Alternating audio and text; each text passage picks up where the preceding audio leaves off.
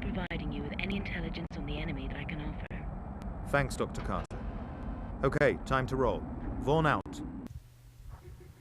In the twilight years of the PlayStation, and the beginning of the PS2's mammoth run, the 5th gen console was still receiving its fair share of titles. C12 The Final Resistance is one such game, coming from the developers of Medieval and Beast Wars.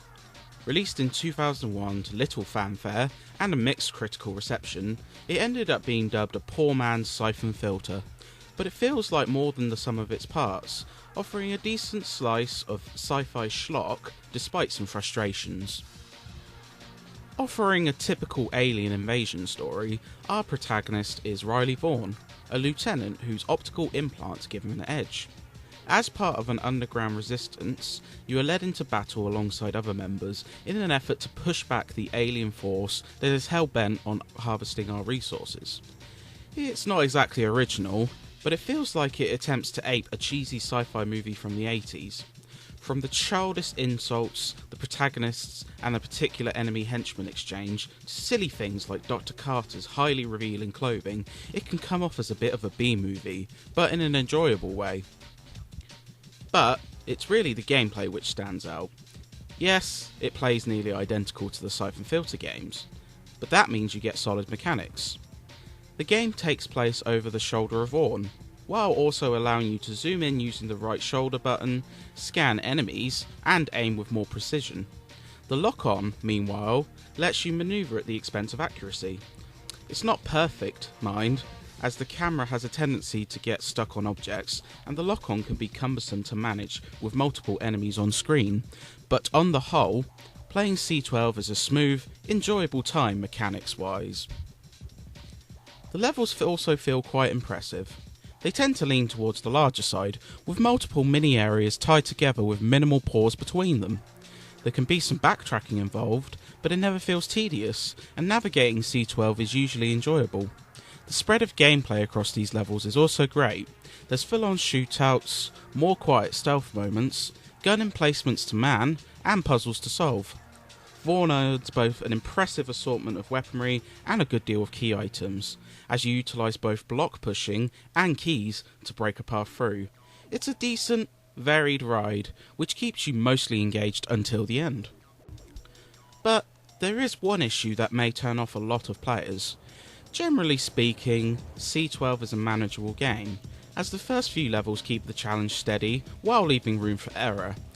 However, some horrendous difficulty spikes rear their ugly head, replacing a focus on skill and item management with dumb luck. You'll often go on an age without encountering a save point, only to lose all that progress with cheap deaths.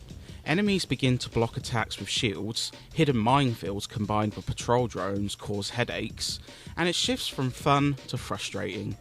It's a shame, because the latter part of the game becomes tedious due to these excessive spikes. It's a shame it also isn't very lengthy. You could probably mop up the game in a little less than 10 hours, give or take, depending how much the harder segments give you trouble, and there's no extra modes beyond the campaign.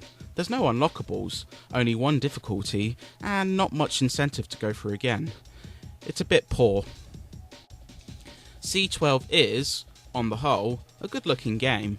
Characters appear defined and detailed, the enemy alien designs look and animate impressively, the levels are large and detailed, and the action moves at a mostly steady clip, bar a couple of late game shootouts. The sound is somewhat mixed. The voice acting is appropriately camp, adding charm to the story. What aren't good are the dialogue bugs, which desync the acting with the cutscene and look wholly unpolished. The guns feel appropriately chunky, especially the alien-powered gear, and the music, despite being a bit understated at times, has a couple of good tracks. C12, The Final Resistance, is an enjoyable sci-fi romp, only held back by a couple of more serious quirks.